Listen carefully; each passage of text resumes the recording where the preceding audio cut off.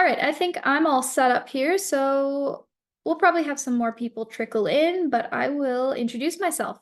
My name is Brandy. I'm a TA here at Launch School. I have finished the core curriculum.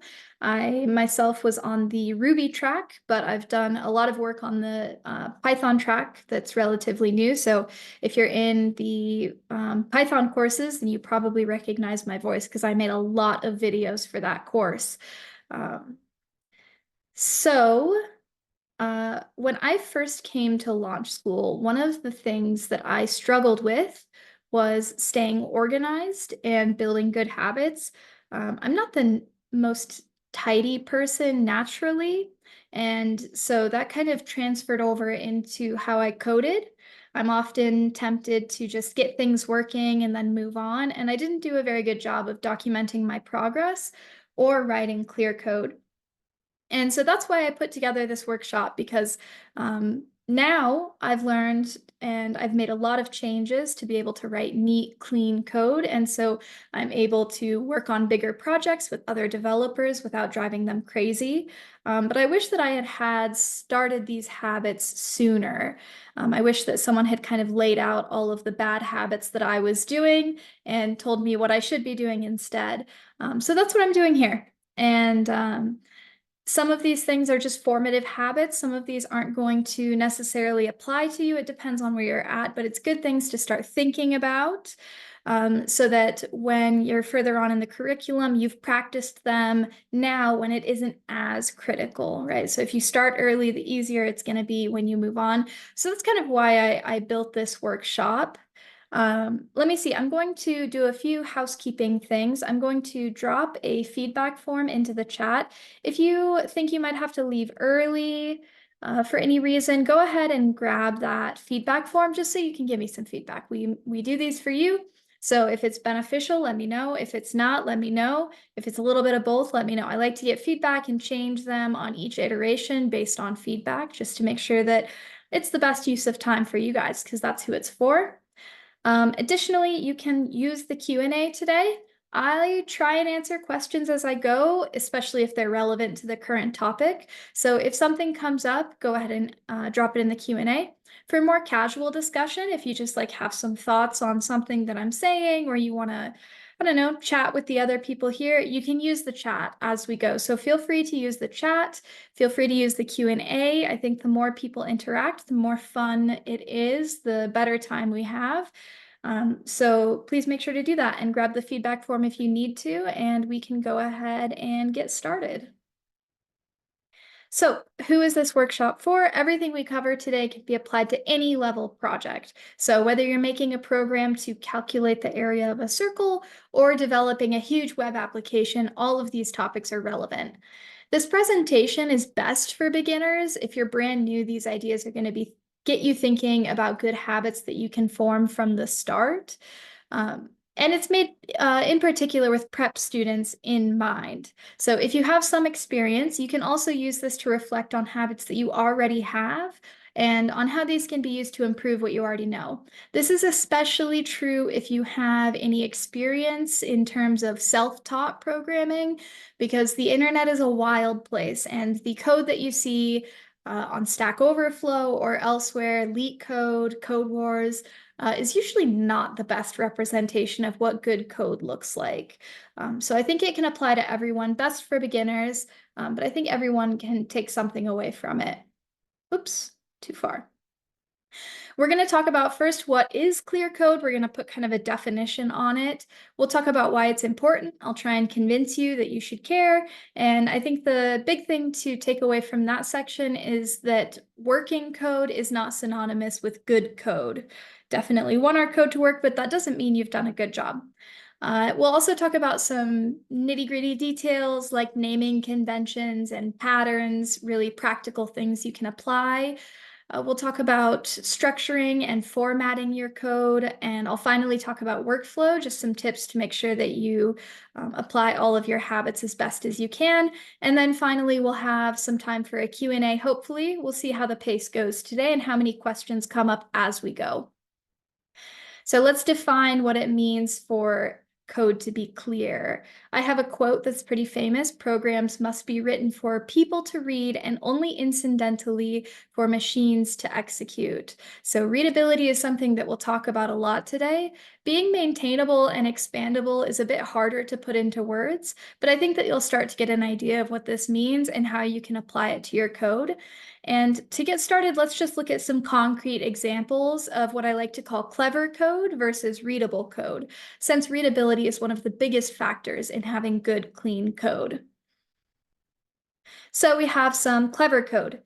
This might not be the language that you are learning in. You might not be able to read it. That's fine. This is just a solution to a very simple encryption cipher that just takes a character, each character in a string, and it replaces it with the character that is 13 letters past it in the alphabet. And if we make it to the end, we wrap around to the beginning. So don't worry about understanding the code, but the things that we should notice is, first of all, it's very few lines. The second two lines are actually one line that I had to break up to be able to fit it on the screen. I think I found this on LeetCode or something as one of the upvoted answers. As a beginner, we tend to want to get our solutions down to as few lines as possible. And while we do want to reduce redundancy or unnecessary logic, unnecessary steps, simply having shorter code shouldn't be the goal. There's also some confusing variables. I look at this and I wonder, what is C? Sure, we can probably infer that this is referencing a character, but it takes a little bit longer to figure that out. And finally, it's very dense. There's a lot going on here. The formatting isn't great. There's no padding around the operators, which makes it more dense. And there's also a lot of steps smashed together. There's method calls, concatenation, conditionals. All of these would benefit from more white space so that the look of the code kind of matches the steps being taken. Let's look at another solution for the same problem, but I think that this one is a much more approachable solution. So this is the same exact problem, solving the same problem. It has 3 times as many lines. It has better variables. Instead of C, we have 4-letter in message. Even if you don't know this programming language, you can probably get a sense of what that's doing. And it visually matches the steps better. We see the iteration that we're stepping through each letter in the message, and then we see 3 different distinct options for what's happening to each letter.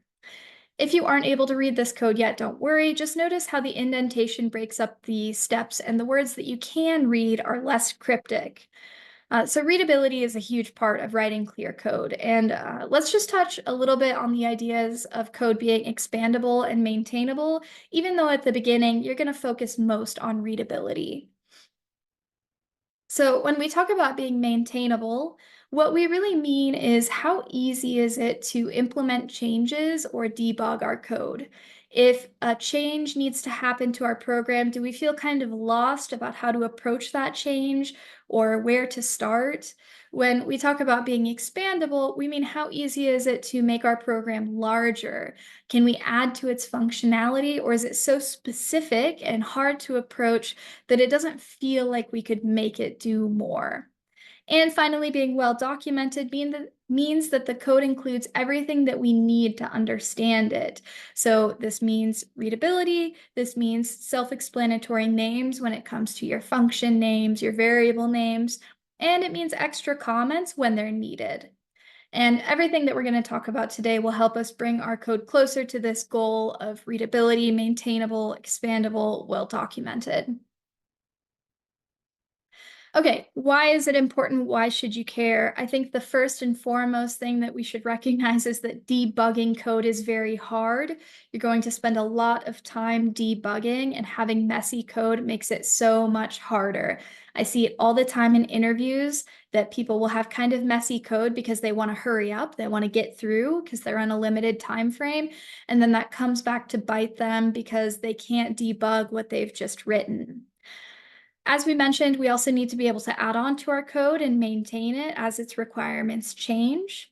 We also want other people to be able to understand and use our code. That might be kind of hard to imagine very early on in the prep courses, because unless you're doing a bunch of study sessions or working on little projects with other people, you're probably the only one who's looking at your code. But this is something you should keep in mind to build now for the future. And finally, I think something that's really important that we shouldn't overlook is that it's more fun. Sometimes it takes a little bit longer to put in the time and effort to make something neat and tidy, but the time ends up paying for itself. When we rush and leave things sloppy, it haunts us later and it eats up the time plus more that it would have taken us initially to just make it tidy to start with. This applies to large programs, but like I said, I also see it play out all the time in smaller programs when students are taking interviews for some of the earlier courses at Launch School. So that's my pitch on why, excuse me, that's my pitch on why I think you should care and how it's going to pay off. If you start with these solid habits now, it's going to be second nature soon, and you'll have a really big head start on writing code. So let's move on to some concrete ideas that we can practice, and we'll start with naming conventions. But before we go, let's see, I have a Q&A. Let's see, could you still take smart shortcuts while leaving code visually appealing and not messy? Absolutely. So this isn't to say that you should never use like a ternary operator, right? Or features of the language that allow you to have concise code, right? But readability is a big concern. So it's about meeting somewhere in the middle. If you know of a clever shortcut or tool to use, then use it, right? That's a great thing to be learning. It improves your fluency. It takes up less space. Shorter code is nice, but don't take it to that extreme. Don't try and make your code short just for the sake of being short. Don't try and cram a bunch on a single line. When you have to choose between brevity and readability, you should choose readability. If it doesn't compromise readability, choose brevity, right?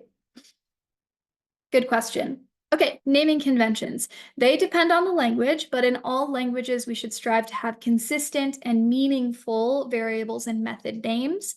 By having good naming habits, the methods and variables of our code or functions, we'll use those two interchangeably today, become easier to understand. In particular, the goal you should have is that we should be able to kind of infer or surmise the function or purpose of a variable or method function by its name. And like I just said in the answer to the question I just answered was we should always choose readability over brevity. Here's some examples. So on the left, I have Ruby and Python examples. On the right, I have JavaScript examples, but they're very much the same. It's just a different syntax. With the context, we could probably figure out what something like temp and count are, and maybe even var, but it's just not worth the shorter name. The first three good examples, we take a quick glance and we understand what they are. And then once we add context, we start to understand the program or the method. The JavaScript examples are the same, just a different convention, but the same point applies here. Interest rate is a lot better than percentage. Monthly payment is a lot better than cost, and they don't take up that much more space. There are some exceptions, so these conventions aren't always true. Some programming languages like Golang, Perl, and C encourage short variable names, with the preference being single words and variables of single letters being very common. An exception we see a lot, especially in JavaScript, is that indices are very often an exception. If a variable has no other purpose except for being an index or a counter to iterate through, let's say, a collection or an array, then I is often used, or J if you have two of them. The fact that C was developed in the 1970s with much more limited hardware and memory definitely had an influence on choosing brevity. You're not going to improve the performance of your code anymore by choosing short variable names, so that shouldn't be a consideration. But those conventions still live on today. The point here is just to get familiar with the style guide for the language you're using, or the style guide being used for the project or company that you're working on. And ultimately, we should try and shoot for descriptive. Every style guide is going to tell you to use descriptive names. Function names or method names are very similar to variable names, but instead they're describing more of a task than an asset. So function or method names should be descriptive and as close to self-explanatory as possible, and they're very often verbs. There's a little bit of irony here. in that I've defined a method absolute value and I've said that calling it just abs, ABS, would be bad, when in reality, many languages use just that name within a sort of math library that you can use to do math calculations. But that doesn't mean that we should ignore these conventions. Just because some of the libraries use those types of shorthands doesn't mean that you should. The last thing that we'll touch on in regards to naming conventions is abbreviations. Over abbreviating, let me answer this question really quick before I talk about abbreviations. Michael asked, when you say certain programming languages prefer shorter variables, why is that exactly? Does it affect how the code is processed at all, or is it just a cultural thing within those programming language communities? Good question. So almost every programming language, I would say all, but there's probably some out there that don't have a sort of style guide. If you are in Python, it's PEP 8. If you are in Ruby, I'm not sure if there's like a Ruby-based one, or I forget the name of it, but they all have these kind of guides that people like to follow because there is so much variance in how you can write code. People often come together to write a sort of style guide so that when people are working together, they can have the same standards. So it's really just a cultural thing. It's not going to change how the code runs. That would be something else, right? If it actually changes how the code runs, then that's like more of a technical precision thing, not just style. Just style is just going to be how the code looks, how people interpret it, how we write it to collaborate with each other. Okay, over abbreviating is one of my biggest peeves. It can lead to so many tiny headaches, especially when your programs start to grow. If I write a variable name, I might come back later and think, did I name it first num? Did I name it num1? Did I name it first underscore number or first number without an underscore? What you need to do is find a pattern and stick to it. You can change your pattern as you go. You don't have to decide today, but find a pattern for each program and stick to it until you kind of find your groove and what you like the best. I think that the easiest pattern to remember is to not abbreviate at all. I never abbreviate unless it's something like an acronym. If it's an abbreviation that we use as humans talking to each other, I think that's okay. Something like APR, I would abbreviate that. But anything else, I do not. It's easier for me to read, it's easier for others to read, and you never have to ask that question of, did I name this board spelled out, or did I name it BRD to shorten that word? And we have some examples here. The shorter names definitely save a little bit of space, but not enough to make it worth that. So these are some conventions, and like I said, you should always refer to the standards for the language you're using. Your goal right now is just to start thinking about this when you're writing your own code, and later on, when you consult a style guide, you'll already have been thinking about these habits, and it'll be easy for you to adjust to whatever you need to. Let's move on to naming patterns, but before we do, let's have a quick quiz. It's going to use this code, and let me find my quiz here. Naming quiz 1. Okay, of course, all of this is so subjective. This is 100% my opinion, but maybe you'll agree. I can't give a totally non-subjective quiz when we're talking about style, right? So based on what we've talked about, based on, what I've shared today, we can answer these quiz questions.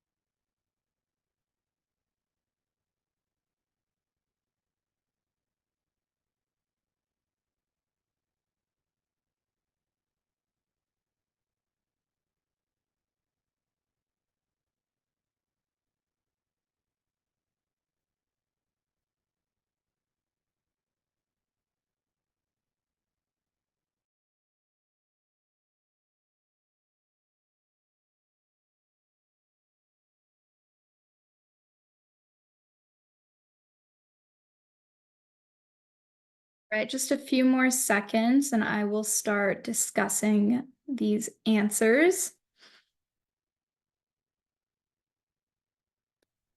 Looks like most people who wanted to have submit, so I'll go ahead and end this just so you guys can see the answers and how other people responded.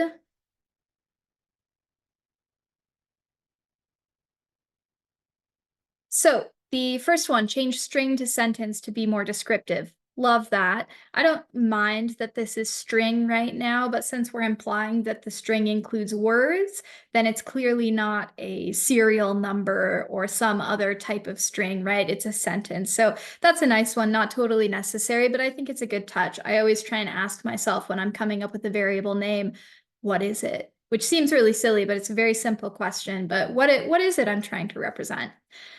The second one, reassign string dot split to a separate variable like words, so it's obvious what we're iterating over. I didn't select this one because I think that it's a fairly short line. And while this might help us a little bit, I think the extra code isn't quite worth adding any clarity, especially if we change it to sentence dot split and we have something like word count.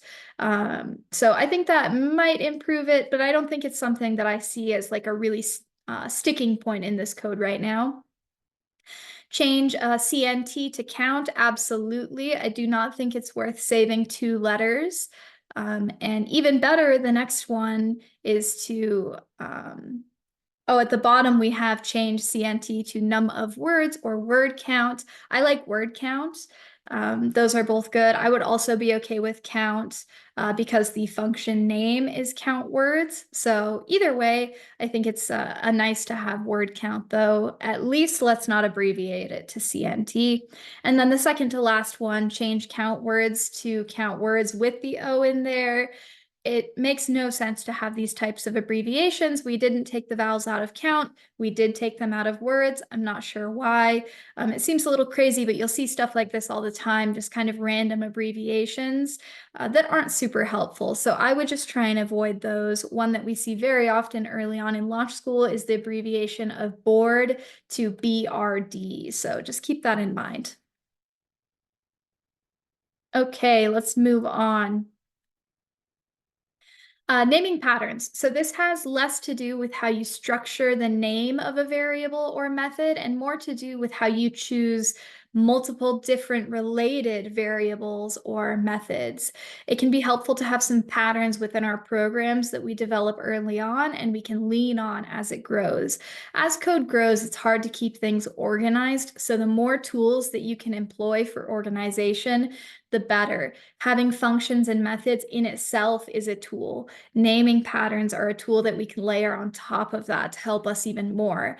It makes our code easier to read and use. And additionally, if we start doing this now with our smaller programs, when you learn about other tools in the future, like classes and object-oriented programming, this is going to come so much easier because you'll already have been thinking about how to categorize your methods. So when you get bigger tools, you're going to have a big head start having thought about this already. Let's look at an example. We have this pattern where sometimes functions or methods return Booleans only, true or false. And this is a good example. So a Boolean returning method is just a method that returns either true or false. Those are the only 2 options. And none of these languages that I have here with samples follow a strict convention, but it's a nice way to start thinking about how you can kind of group certain methods together in such a way that it reflects the intent. C here, for example, has 3 different prefixes shown for Boolean returning methods, but all of them give this sense that they are kind of yes or no methods. Ruby has a great convention in which you can put a question mark at the end. I think that's a really nice way to, a really nice pattern you can use in your own code that instantly tells the people who are reading it, this is going to return a Boolean. It's not going to return a string. It's not going to return undefined or whatever we have in Ruby. These names are certainly more intuitive than something like prime or permission or access. Those just aren't clear in terms of what they're returning. So this is a very small pattern you can keep in mind, but this also applies a lot and maybe even more so to bigger ideas like structuring certain components of your program. So let's look at this example. If you imagine creating a tic-tac-toe game, imagine we have these three methods. It doesn't really matter what a method is, just imagine that we have our tic-tac-toe game and it has three different abilities here that we have as output scores, display board, and print banner. So we can do all three of those things with our game. Defining these isn't so hard, but imagine 3 days later trying to use them and your program is really big and you're working in one spot and you think, I need to display the scores and the scoreboard, but what did I name them? It's not helpful. You're going to have to go find that method and figure out what you named it. Imagine if someone else reads our code or us later, they might wonder, what's the difference between output and print? Is display doing something special?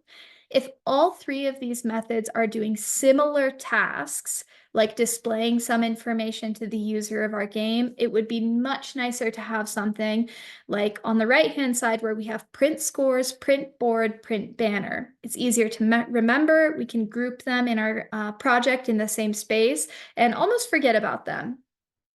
It really doesn't matter what prefix we choose. We could have chosen output or display, and it would have been just as good, but we have to stick to one, and our code will read much better and be easier to use. This pattern just lends itself well to having better organized code, and you can see how these would be grouped together. We will come back to some more examples later. Let's move on to formatting, but first let's have another quiz. This is one of my favorites. I think it's a really good way to get thinking about naming patterns. Let me see, launch. Okay, there you go. And take a look at the code snippets on the screen to answer these questions.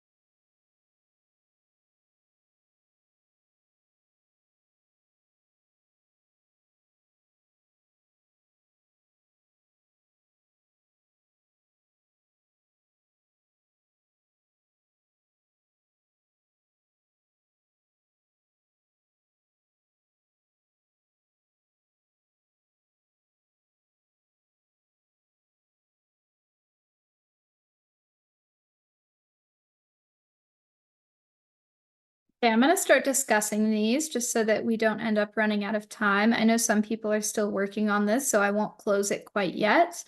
But I will start discussing number one. So we have a get naming pattern here. Get input from user, get square root, get winning move.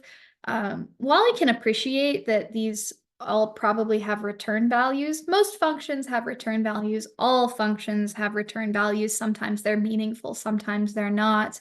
But these seem very far apart, right? Get square root is like some mathematical tool that we need to help us, and get input from the user is like as far away as we can get from that. So maybe in some world these are related and this is helpful, but it seems like maybe we're using this get for no reason, and then we're actually making our code more verbose without actually giving us any helpful information. So if I say get and I say, oh, well, it has a meaningful return value, so do most of the functions that we're writing. So I would say that this isn't something that is going to be helpful. And I marked that number 2 is correct, that even though we're getting something, they seem to be unrelated, and what I just explained.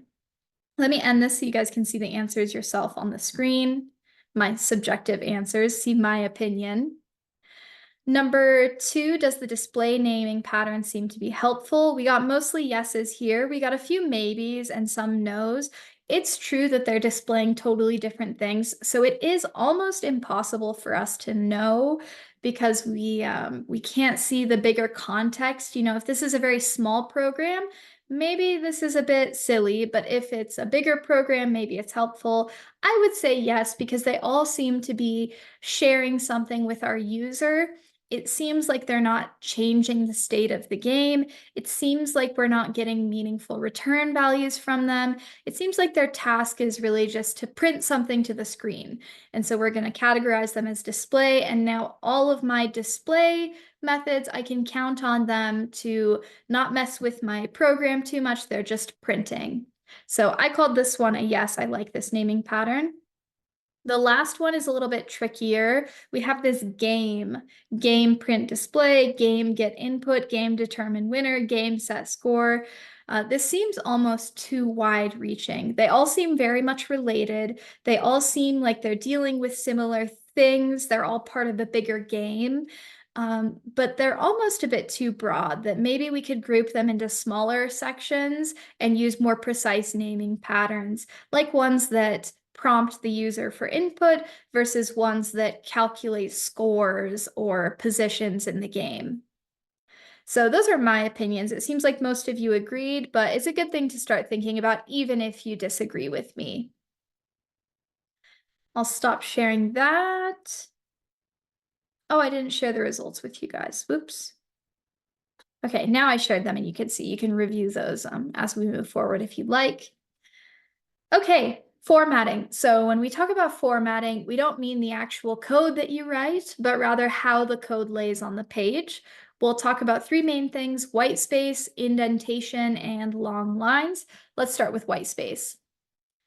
So our code should look nice. The code, as I said, is for the computer to use, but for humans to read. So in a similar way that having one long essay with no paragraphs, code that doesn't have any negative space is hard to read. Some coding languages have style guides about where we should include blank lines. Follow those. If you can get some set rules to follow, that's great. If you remember the very first example of readable code, whitespace played a big role in that better example being easier to digest. And if we look at this example, both of these work perfectly fine. They do the same thing. You give the function a string or a piece of text, and it capitalizes it and prints it out with 3 exclamation points attached. Someone might even argue that the first one is only 2 lines. That's way better than 6. However, even with good variable names, which they both have, the first one is just hard to read. There is the opposite problem too. Sometimes we want to go overboard with white space. Most style guides say you shouldn't ever have 2 multiple blank lines in a row, or if you do, they're in very precise places, like in Python. The thing to think about when making decisions about white space is that our code shouldn't be too dense, and we should use white space as a way to take the logical chunks of functionality and break them up visually. Remember, I said that naming patterns are like this free extra organization tool that we can apply to our code. So is white space. So if you're writing a function and there's kind of 3 sections to that function, breaking that up into 3 chunks with whitespace is a really great way to just add to the readability of your code. Indentation. So some programming languages depend on the indentation to work properly, like Python, but some don't, like JavaScript and Ruby. If they don't, ensure that you still utilize indentation in a consistent and meaningful way. Most people do in their normal day-to-day programming, but when you're working under pressure, especially, make sure to pay extra attention to this because the indentation can get out of hand. And once it starts to, it can kind of spiral, especially in a language that has closing braces or ending chunks like Ruby or Python, like Ruby or JavaScript. And this example that I have here is a little bit extreme. But having indentation that's just a little bit off is very common. And something that you'll have to think about later is that you're going to share your code with other people. And if they look at it and it's just like all over the place, they're instantly going to be like, man, this is a bit messy. That's going to be the first impression of your code. So pay attention to the tidiness of your code and indentation. I think we have a question.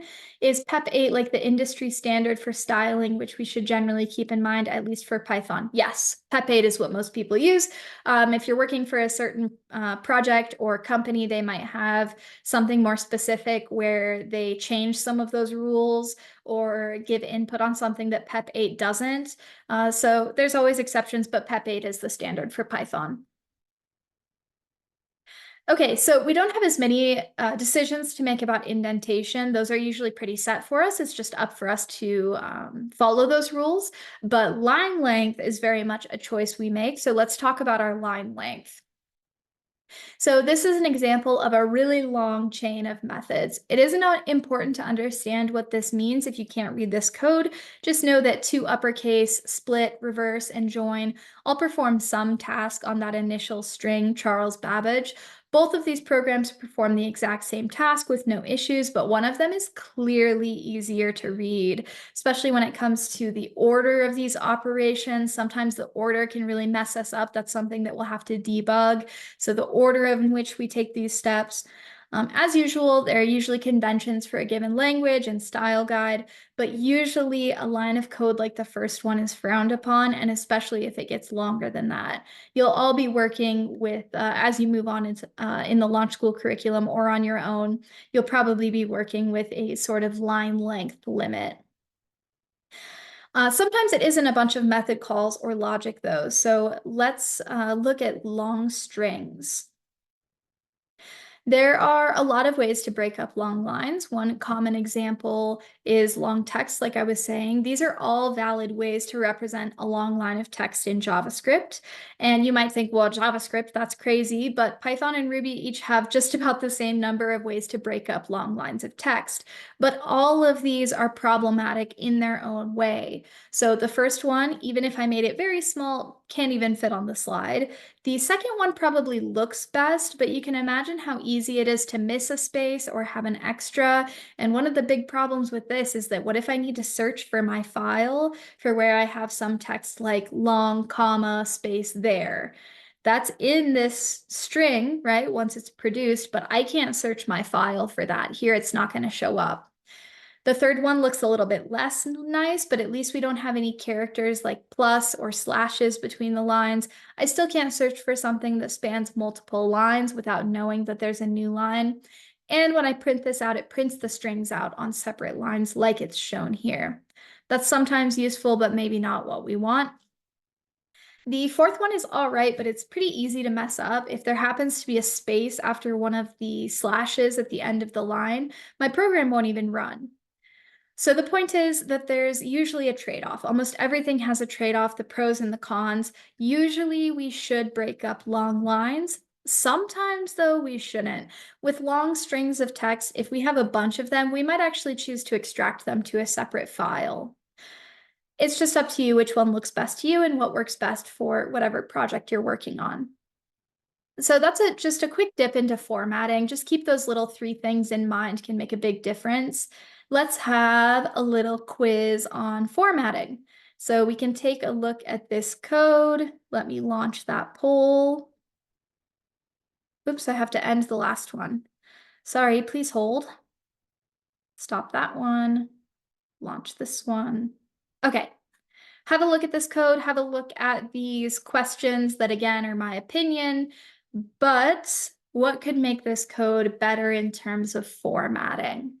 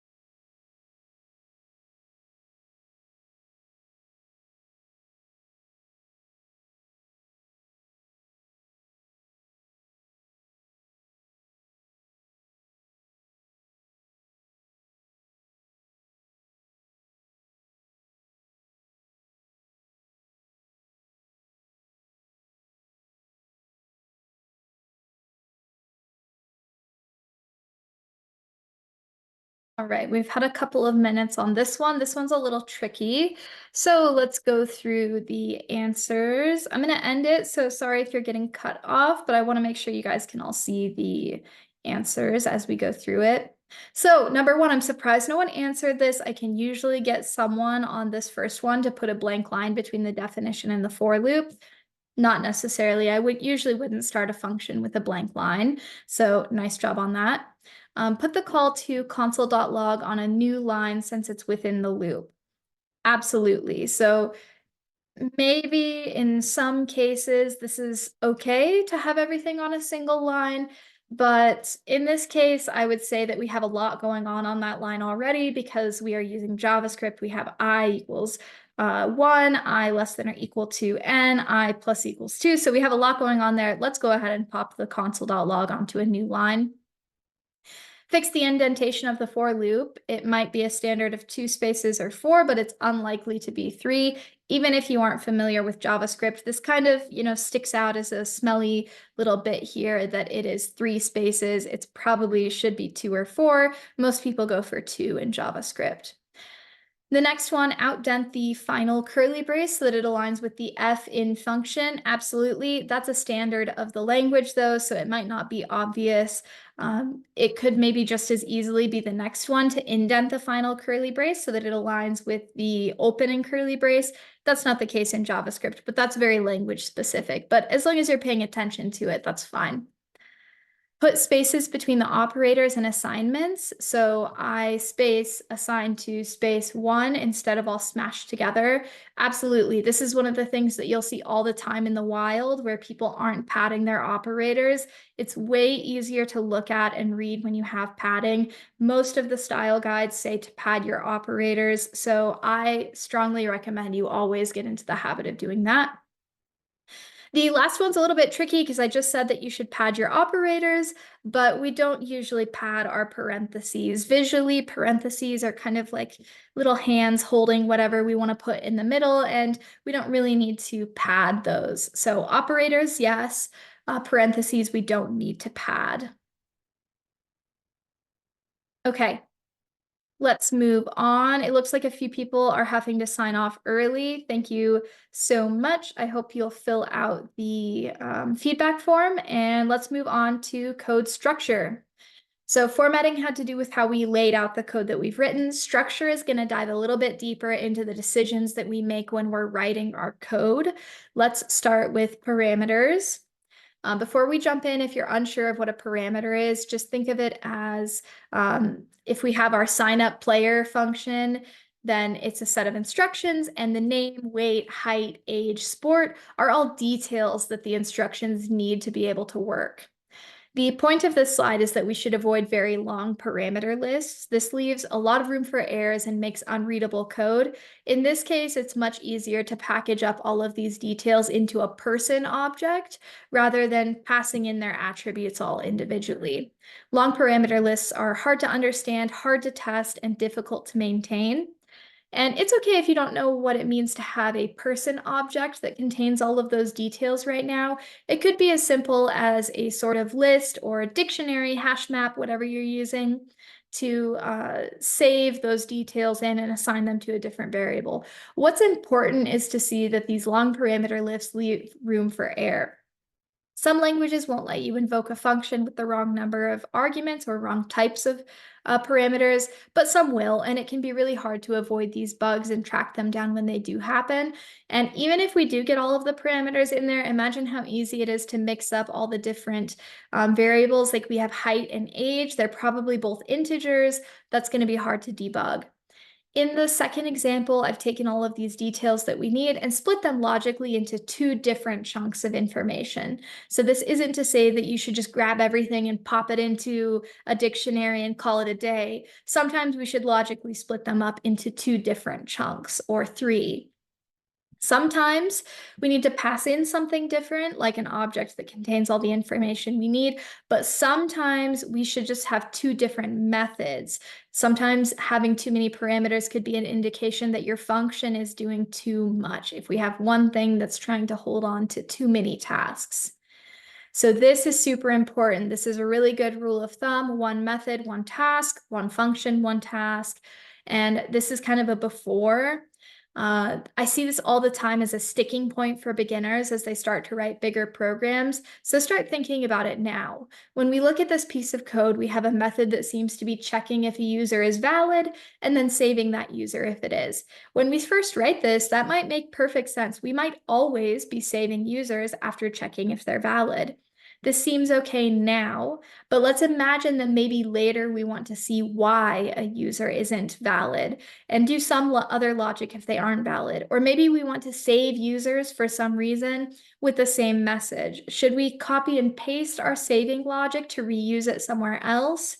Better would be to split up these tasks. So let's take a look at what that might look like.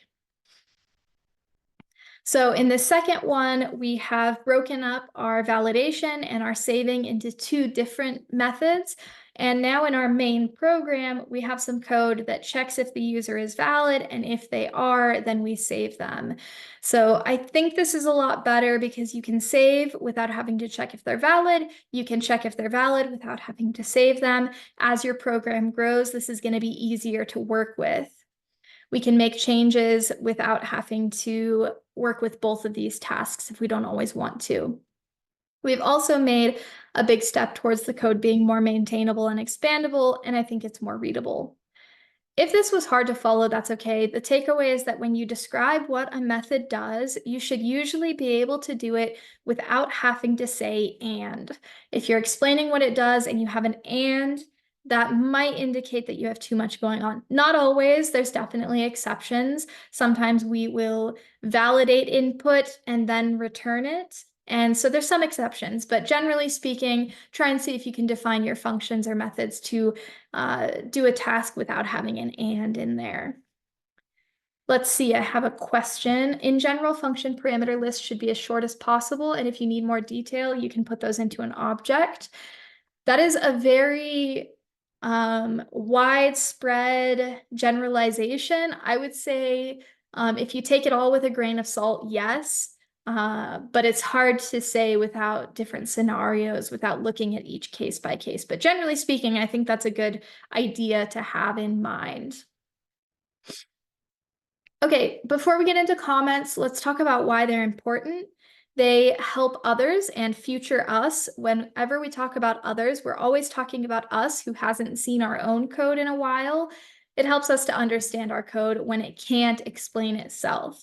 They can help explain decisions. We often have to decide between two not perfect options.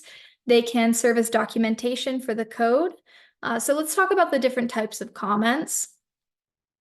Comments are pieces of text that aren't actually executed. They are in our code, but they are ignored when ran, so they're purely for humans. We have single line comments, we have multi-line comments, we have inline comments that come after some code, and we have commented out code for debugging purposes. So this pretty much covers all of our different types of comments. Characteristics of good comments: clear and concise, written in plain English, not code, provide information that isn't immediately obvious from the code, and relevant and kept up to date as the code changes. This first example could be debated. If you are a beginner who's unfamiliar with the modulo or the percent sign operator, this would be a really valid place for documentation. Later on, this probably wouldn't be somewhere where you need to have a comment. So it kind of depends, but just ask yourself, is this immediately obvious from the code to me? And if so, maybe it's not worth a comment. The second example is a to-do comment. This one is to the point and an important reminder that isn't obvious from the code. Maybe we realized this when we were working on something else and we added in this comment. Let's look at some bad comments. So comments that don't provide any useful information are not helpful. If something is worth a comment, it is worth a comment that provides some context. If it doesn't need a comment, that's great. Don't add them unless they are needed. Poor formatting or incomplete thoughts. Sometimes we can get a little bit emotional when we're debugging or writing our own code and we want to do something silly, but it's a bad habit. It'll bite you later. So try and keep your comments super concise, relevant, on topic, and informative.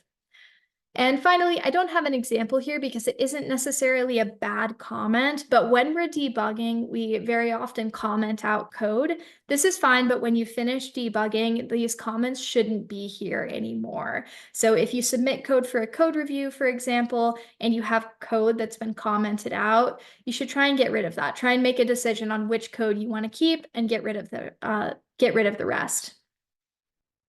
Okay, let's see. Let's do a quick quiz on code structure. Oops, I gotta end the last one. Okay, we'll do this one pretty quick because we're getting short on time already. The hour flew by.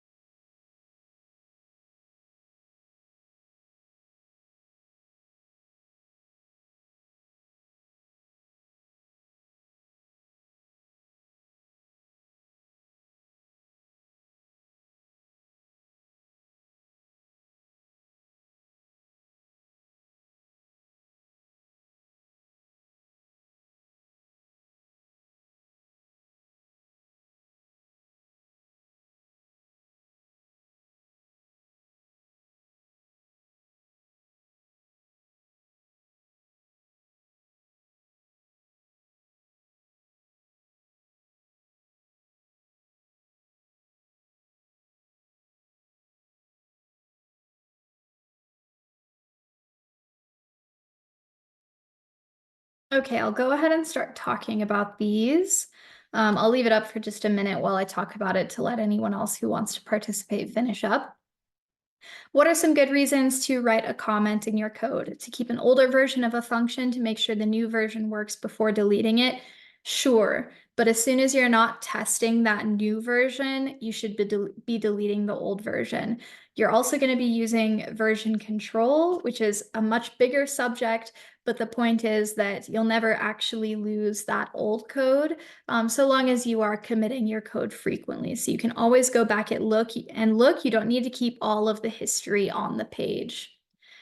To explain some tricky logic, like the use of the modulo operator, sure, it depends on what level you're at, who your audience is. If it's tricky, you can give a comment to explain it.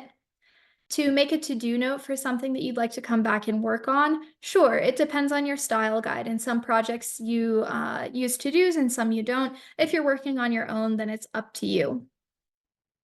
To write a note to someone who's going to read your code. I got you guys on this one. We shouldn't really write notes to other people necessarily. That's a task for something else, right? The comments in the code are to document the code.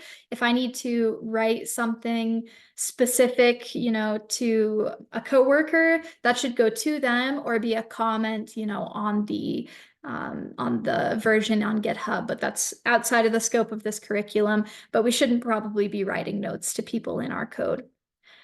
To write the date so that you know when you wrote some code, don't need that either. Why are functions defined with lots of parameters error prone? They depend on the order of the arguments being passed in. Yes. They make lines too long. Yes. They often signal that your function could be broken up into smaller parts. Yes. Let me end this and share it so you guys can follow along. Let me scroll down. It makes it harder to name the parameters well. No, I don't think having more parameters makes it harder to name the parameters. Maybe in a specific scenario, but I can't think of one. You can't document them. No, you can document all the parameters you need to. They're harder to use. Yes. So those are the reasons that I put for why I think long parameter lists are hard to follow. So I'll leave that up for a second if you guys want to look over the answers. And let's move on to workflow. So workflow, we're going to talk about a few things, one task at a time, just like your methods should take care of one task and one task only. You, the human, need to work on one task at a time. We are not good multitaskers. Clean up along the way, clean up as you go. This is one of the things I really had to work at to get better at, and leave work in a finished state. So one task at a time. When working on a problem, it happens constantly that we'll notice something else that needs fixed or could be improved. Maybe we even get a great idea for a new feature. Don't lose focus. If we follow these trails, we're going to end up leaving our code a mess and probably broken. When you notice something that is unrelated to the current task, make a note of it and then stick to your current task at hand. This is really tough. I still make mistakes with this, but just try. Having a to-do note somewhere else is a great way to pause, write down the to-do, and then get back to where you are. I have an example of a to-do list here just to give you an idea of what one might look like. Having an external to-do list is fine. Having it in your program is fine. It's up to you what you like. Cleaning up as you go. Between tasks, take a step back. Did you finish this task? Did you remove the comments about this task? Did you check that the changes that you made haven't broken something else? This is not just a beginner skill. It's something you'll always have to be working on as a developer. You should be able to make small changes one at a time and be able to name the specific change that you've just made. Before I get too far into this example, I'll mention linters. These are tools that look at your code without having to run it and give you suggestions. There's great linters for any language that you're working with. If you're launch school, I would wait until they introduce them. They'll give you instructions. If you're not launch school, you can do a quick Google and figure out what would work best for you. Let me really quick. Okay, the form is still in there. I know we're getting close to the hour, so I'll drop the feedback form once more so that if you have to leave, you can grab that and give me some feedback.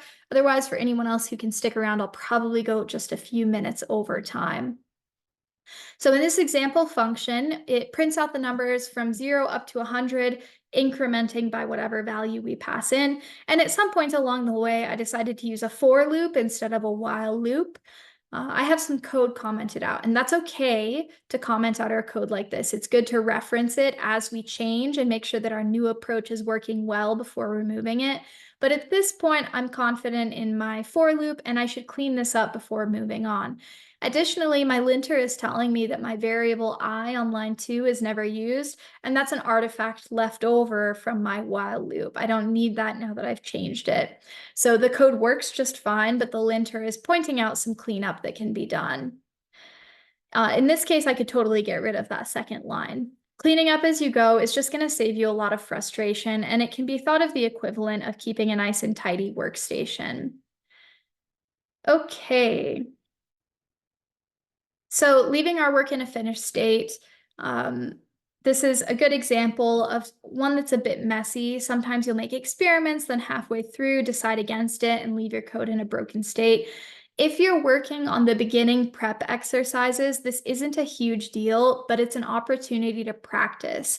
There's a chance you'll never look at this code again and that you'll be the only person who ever looks at it. But the point of leaving things in a finished state is so that you get into the habit now. In this example, I have some leftover debugging. We have multiple blank lines in a row. We might have been checking what happens when we pass a string into our function, but it looks like that's not what we want to do. All of these things are extraneous now, and it would be better to clean things up. And this is a habit that can take you really far. If we look at the same code but cleaned up, much better. If someone were to come across this exercise, they'd see a nice solution, good formatting, easy to read code, and free of clutter. When you are working on projects later on, instead of it being a small standalone exercise, you're going to be putting these habits into helper functions that are part of a much larger program. So it is with reason to start building this now. Okay, so we talked about all of these things today. We've covered a lot of foundational knowledge, but you might not feel 100% confident about this yet, or have fears about doing things wrong, or be struggling with imposter syndrome, and that's all okay. It's not possible to fully understand all of these little nuances in just an hour, but this is why we talk about the fundamentals here at Launch School. It can take a long time, weeks or even months to complete a single core curriculum course, but if you're working through the prep course and the information has been useful to you, if you've enjoyed it, I really encourage you to keep going, because this beginning where you're at is the steepest learning curve, and it's where most people feel the most overwhelmed, imposter syndrome, but it mellows out a lot as you keep going. So you're at one of the most challenging points, but just find the bits that you can hold on to in the joy and keep going, because it really pays off. It's worth it. With each concept you learn, you're building more confidence and moving ahead. Eventually, you'll have a skill set that you need for programming and software engineering. Okay, like I said, I have the feedback form down there. I can stick around for a couple of questions. If anyone has any burning questions, I'll keep an eye on the Q&A. I think we have one self-proclaimed off topic, but does VS Code do version control? VS Code like stand alone? I'm not sure. Maybe. Most people just use Git version control, and VS Code does integrate Git with itself so that you can have like pretty visuals to help you so that you're not just working on the command line. But most people get pretty comfortable with the command line, but sometimes people will use an extension or something that helps them with Git or the built-in features that are there. So yes, but not something that you have to worry about right now. All right. Well, thanks so much, everyone. Let me stop sharing this poll. And I hope that your journey here at Launch School is smooth. Please let me know if you need anything. I'm here for you. I've been in your shoes as a beginner. It's tough, but it's worth it. If there's any questions, feel free to shoot them in, but otherwise, I'm going to just keep pasting in the feedback form throughout the thank yous so that you guys can grab that. And I'll see you guys next time. Best of luck.